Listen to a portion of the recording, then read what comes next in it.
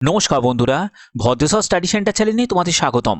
তোমাদের জন্য দারুণ একটি সুখবর, একদম লেটেস্ট আপডেট।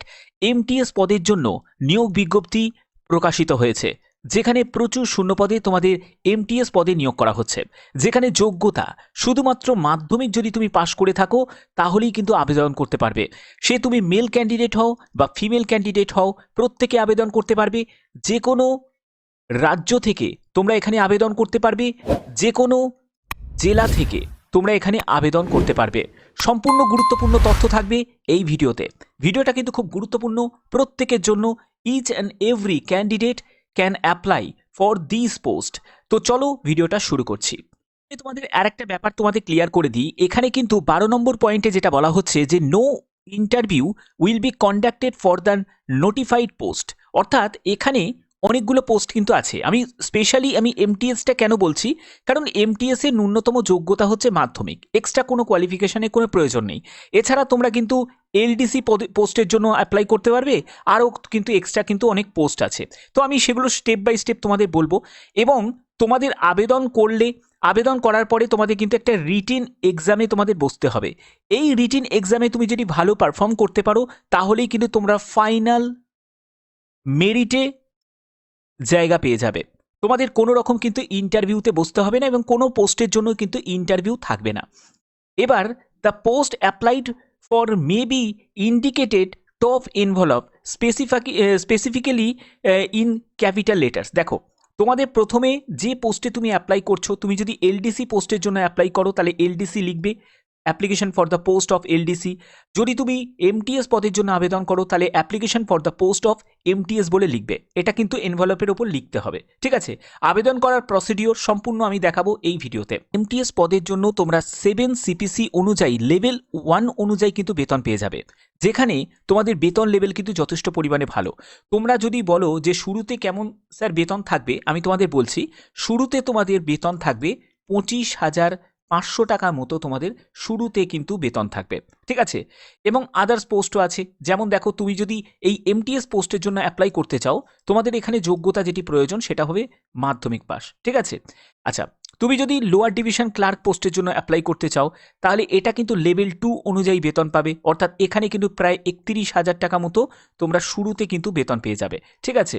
আচ্ছা, এর পরবর্তী পোস্ট হচ্ছে লাইব্রেরি ইনফরমেশন অ্যাসিস্ট্যান্ট। এইখানেও যদি তুমি অ্যাপ্লাই করতে চাও, এখানে কিন্তু লেভেল 6 অনুযায়ী ভালো টাকা কিন্তু তোমরা বেতন পেয়ে যাবে। এখানে যদি তোমরা জানতে চাও যে কত টাকা বেতন পাবে, এখানে প্রায় 45 থেকে 48,000 টাকা মতো তোমরা স্টার্টিংয়েই কিন্তু বেতন পেয়ে যাবে। কারণ লেভেল 6 অনুযায়ী বেতন কিন্তু অনেকটাই বেশি, কারণ এইটা কিন্তু সম্পূর্ণ সেন্ট্রাল গভর্নমেন্টের চাকরি, কোনো কিন্তু স্টেট গভর্নমেন্টের চাকরি কিন্তু নয়। অর্থাৎ প্রত্যেকে কিন্তু আবেদন করতে পারবে, ঠিক আছে?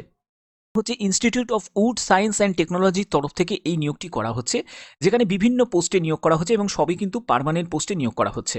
তো দেখো, এখানে লাইব্রেরি ইনফরমেশন অ্যাসিস্ট্যান্ট থেকে শুরু করে যেখানে তোমাদের গ্র্যাজুয়েশন যোগ্যতা চাওয়া হয়েছে এবং 18 হচ্ছে ন্যূনতম বয়স এবং সর্বোচ্চ বয়স হচ্ছে 27 বছর, ঠিক আছে?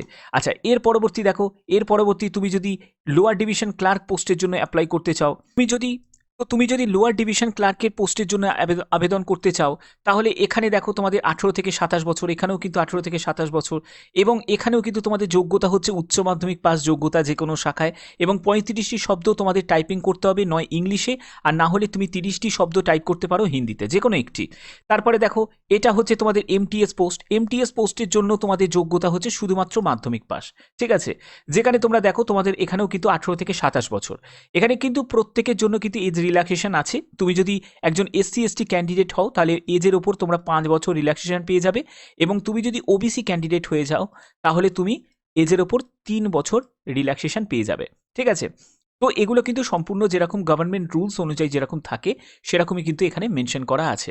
এবার এখানে তোমাদের কোথায় পাঠাতে হবে, দেখো পাঠানোর জন্য ঠিকানা যেটা আছে সেটা হচ্ছে the director, institute of wood science and technology, দেখতেই পাচ্ছ 18th ক্রস। তো এইখানে কিন্তু তোমাদের পাঠাতে হবে, এবং তোমাদের ফর দ্য পোস্ট অফ, যে পোস্টে তুমি অ্যাপ্লাই করছো সেই পোস্টের নাম কিন্তু এখানে উল্লেখ করবে। তো এখানে দেখো দুটো ডেট দেওয়া আছে। একটি লাস্ট ডেট হচ্ছে 3রা জানুয়ারি 2025। এটা হচ্ছে যারা ওয়েস্ট বেঙ্গল থেকে যারা অ্যাপ্লাই করবে বা আদার স্টেট থেকে যারা অ্যাপ্লাই করবে তাদের জন্য। আর তুমি যদি লাক্ষাদ্বীপ, আন্দামান নিকোবর থেকে যদি অ্যাপ্লাই করো তাহলে তোমাদের ডেট হচ্ছে 10ই জানুয়ারি 2025, ঠিক আছে? এটা হলো লাস্ট ডেট। আচ্ছা, এখানে তোমাদের আবেদন মূল্য কত টাকা লাগবে তার আগে তোমাদের বলে দিই, এখানে যে সিলেকশন হবে সেটা হচ্ছে রিটিনের ভিত্তিতে, এবং রিটিনের সময় কিন্তু তোমাদের প্রয়োজনীয় যাবতীয় তোমাদের কিছু ডকুমেন্টস কিন্তু ক্যারি করতে হবে না, কিন্তু একটি গভর্নমেন্ট আইডি প্রুফ কিন্তু তোমাদের লাগবে। সেটা আধার কার্ড হতে পারে, ভোটার কার্ড হতে পারে, ঠিক আছে, এনি ওয়ান। তো এগুলো কিন্তু তোমাদের প্রয়োজন হবে। আচ্ছা, এর পরবর্তী দেখো তোমাদের বলছে যে candidates required to pay the non refundable application fees. 800 টাকা মতো তোমাদের আবেদন মূল্য দিতে হবে, যেখানে তোমাদের 500 টাকা অ্যাপ্লিকেশন ফিস আর 300 টাকা হচ্ছে প্রসেসিং ফিস। ঠিক আছে, সেটা হচ্ছে ডিম্যান্ড ড্রাফটের মাধ্যমে তোমাদের যে কোনো ন্যাশনালাইজ ব্যাংক থেকে এটা কিন্তু তোমাদের এই ডিডিটা কাটিয়ে নিতে হবে। ঠিক আছে, যেটা 800 টাকা লাগছে। এবার যারা এসসি এসটি, ফিজিক্যাল হ্যান্ডিক্যাপ্ট এবং যারা মহিলা প্রার্থী যারা আছে তাদের ক্ষেত্রে কিন্তু এক্সেমটেড করা হয়েছে, যে অ্যাপ্লিকেশন ফিস তাদের লাগছে না, শুধু প্রসেসিং ফিস 300 টাকা মতো লাগবে। ঠিক আছে, আচ্ছা, পাঠানোর ঠিকানা তোমাদের অলরেডি আমি বলে দিয়েছি, সেই ঠিকানায় তোমাদের পাঠাতে হবে। ফর্মটা ফিল আপ করে তারপরে কিন্তু তোমাদের নির্দিষ্ট ঠিকানায় কিন্তু পাঠিয়ে দিতে হবে। এবার এখানে ব্যাপারটা হচ্ছে যে দেখো, এখানে selection for the post of যেটা হচ্ছে লাইব্রেরি ইনফরমেশন অ্যাসিস্ট্যান্ট, ঠিক আছে, LIA। তো দেখো এদের ক্ষেত্রে পরীক্ষাটা কি হবে, পরীক্ষাটা হচ্ছে যে general awareness, mental ability, reasoning, তারপরে হচ্ছে general English, librarian science, 25 marks করে ইচ কিন্তু থাকবে। তুমি যদি লোয়ার ডিভিশন ক্লার্কের জন্য অ্যাপ্লাই করো তাহলে এখানে কিন্তু তোমাদের রিটিন এক্সাম হবে আর একটা টাইপ রাইটিং টেস্ট হবে, যেখানে কিন্তু MCQ টাইপের তোমাদের রিটিনের পরীক্ষা হবে, যেখানে quantitative aptitude, general English, general awareness, general intelligence সবই কিন্তু 25 নম্বরের করে থাকবে। 100 মার্কসের কিন্তু তোমাদের পরীক্ষা হবে। এখান থেকে কোয়ালিফাই করলে তোমরা কিন্তু টাইপিংয়ের জন্য চলে যাবে। MTS পোস্টের জন্য শুধুমাত্র সিলেকশন হবে রিটিনের ভিত্তিতে। ঠিক আছে, এখানে written exam comprises objective type, multiple choice টাইপের প্রশ্ন হবে, যেখানে general intelligence, general awareness, numerical aptitude, general English এর ওপর 25 মার্কস করে ইচ পেপারে থাকবে। এবং তোমরা কিন্তু সবই 3 ঘন্টা করে সময় পাবে। সময় কিন্তু যথেষ্ট পরিমাণে বেশি দেওয়া হচ্ছে, কারণ 100 নম্বরের পেপারে 3 ঘন্টা করে সময় যথেষ্ট বেশি। ঠিক আছে, এবং 1/3 কিন্তু নেগেটিভ মার্কিং থাকবে, অর্থাৎ 3টে ভুল উত্তরের জন্য প্রাপ্ত নম্বর থেকে 1 নম্বর কাটা যাবে।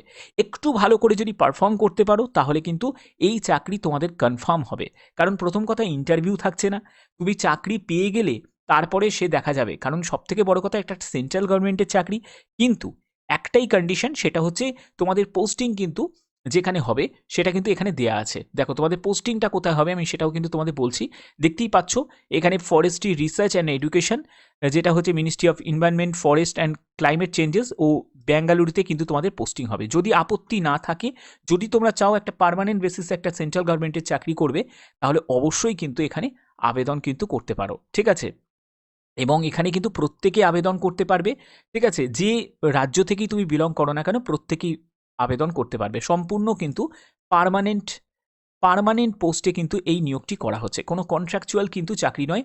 আর সবথেকে গুরুত্বপূর্ণ বিষয়, তোমাদের যেখানে তুমি অ্যাপ্লাই করছো, যে পোস্টে তুমি অ্যাপ্লাই করছো সেই পোস্টেই কিন্তু তোমাদের যদি ফাইনাল মেরিটে যদি জায়গা হয়ে যায়, তাহলে কিন্তু তোমাদের একদম কনফার্ম কিন্তু এখানে চাকরি, কারণ ইন্টারভিউতে কাটছাটের কোনো ব্যাপার নেই, শুধুমাত্র রিটিনের ভিত্তিতেই কিন্তু এই সিলেকশনটা হচ্ছে।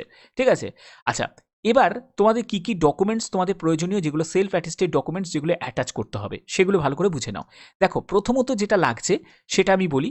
প্রথমত যেটা লাগবে সেটা হচ্ছে DOB, মানে ডেট অফ বার্থের সার্টিফিকেট, অথবা তোমাদের মাধ্যমিকের অ্যাডমিট কার্ড বা মাধ্যমিকের সার্টিফিকেট, যেখানে তোমাদের বার্থ মানে ডেট অফ বার্থটা মেনশন করা আছে। এরপরে তুমি যদি MTS পদের জন্য আবেদন করো, তাহলে সেক্ষেত্রে তোমার শুধু মাধ্যমিকের সার্টিফিকেটটা লাগবে আর হচ্ছে মার্কশিট লাগবে, এই দুটোই তোমাদের অ্যাটাচ করে দেবে, সবই সেলফ অ্যাটেস্টেড করে। যে কোনো একটি গভর্নমেন্ট আইডি প্রুফ সেটাও কিন্তু সঙ্গে দেবে। তারপরে হচ্ছে ফটো লাগছে, তারপরে হচ্ছে তোমাকে সই করতে হচ্ছে, ফটো সিগনেচার। আচ্ছা, এর পরবর্তী আর কি কি লাগছে, তোমার যদি কোনো হাইয়েস্ট কোয়ালিফিকেশান থাকে তাহলে সেটাও কিন্তু তোমরা দিতে পারো, বাট এটা কিন্তু অপশনাল। ঠিক আছে, এটা কিন্তু তোমাদের ম্যান্ডেটারি নয়, এটা একদম অপশনাল। ওকে, আচ্ছা, আর কি কি লাগছে, আর যেটা লাগছে হচ্ছে কাস্ট সার্টিফিকেট, তুমি যে কাস্ট থেকে বিলং করছো সেই কাস্টের কিন্তু সার্টিফিকেট, মানে সেন্ট্রাল সার্টিফিকেট কিন্তু প্রয়োজন। অবভিয়াসলি যারা SC ST PWBD, ঠিক আছে, এবং যারা OBC ক্যান্ডিডেট আছো তাদেরই কিন্তু এই সেন্ট্রাল সার্টিফিকেটটা কিন্তু প্রয়োজন হবে, এবং যারা EWS থেকে আছো তাদের। ঠিক আছে, তো এগুলো কিন্তু তোমাদের অবশ্যই সঙ্গে অ্যাটাচ করে অ্যাপ্লাইটা করতে হবে।